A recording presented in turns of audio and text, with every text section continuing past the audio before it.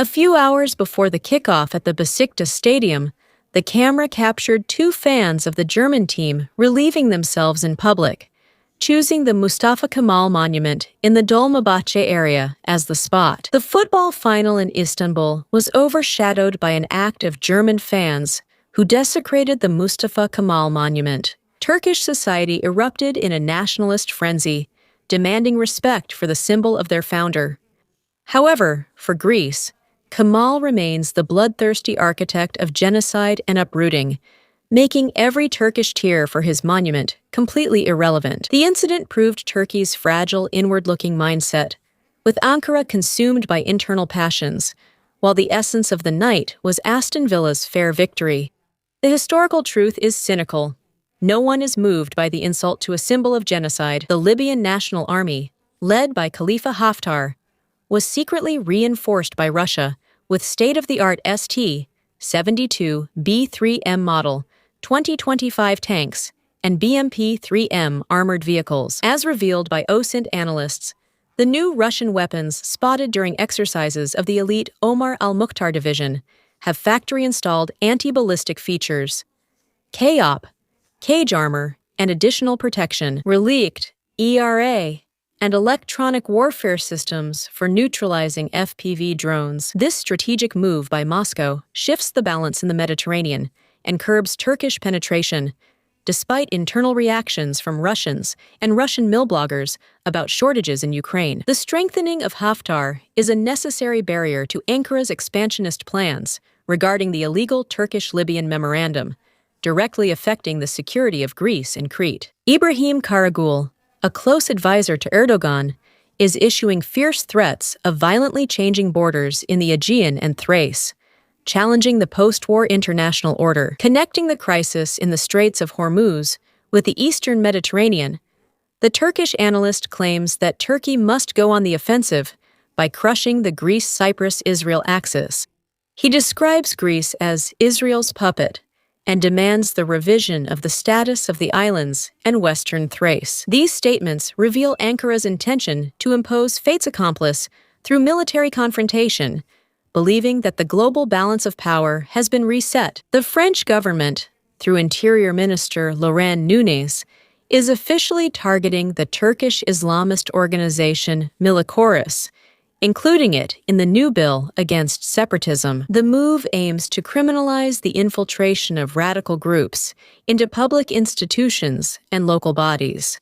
Militaris, from which Erdogan emerged politically, is considered a tool for exercising Turkish influence and religious diplomacy in Europe and the Balkans. Paris is safeguarding its democracy against Islamist infiltration, while the activities of similar networks are also raising alarms in Greece regarding Western Thrace. On May 14, 2026, the Turkish Coast Guard vessel harassed Kalimnian fishermen 2 miles west of Emia, pointing a heavy-duty 50 caliber machine gun at them. The agreement with Italy, set for 2028, makes Greece the dominant player in the eastern Mediterranean, effectively neutralizing the Turkish threat.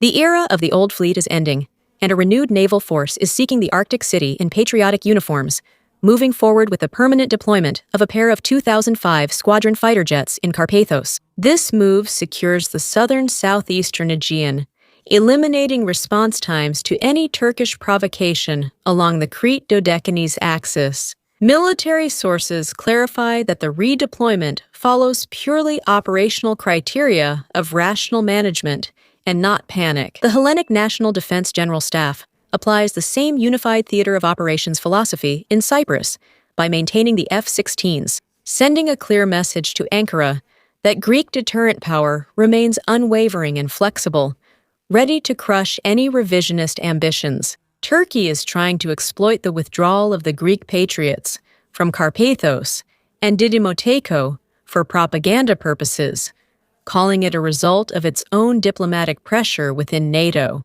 On the anniversary of the Pontic genocide, Turkish retired Admiral Bagtsiloglu demanded the complete demilitarization of the Aegean. He even targeted Crete because of the presence of the S-300 systems in Ceuta.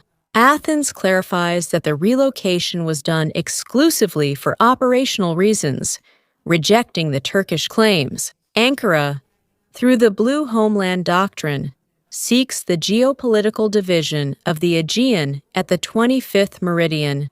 However, Greek deterrent power remains unwavering, ready to crush any Turkish attempt to create fate's accomplice. A provocative article in the Turkish newspaper Turkey presents the Baykar-Safran Agreement as the ultimate game-changer. It claims that the integration of French Euroflyer electro-optics into the Bayraktar TB2 cancels out the operational value of the Greek patroller UAVs. The Turks are attacking the Greek armament program worth 55 million euros, claiming that it is facing serious technical delays, especially with the Link 16 data link system.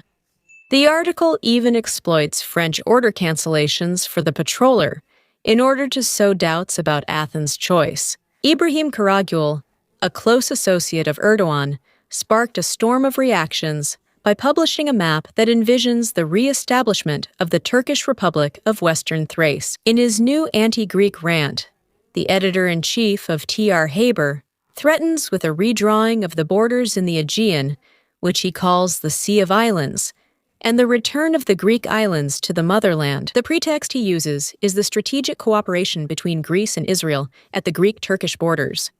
These statements, although bizarre, reflect the deep aggressive ambitions of the Erdogan administration.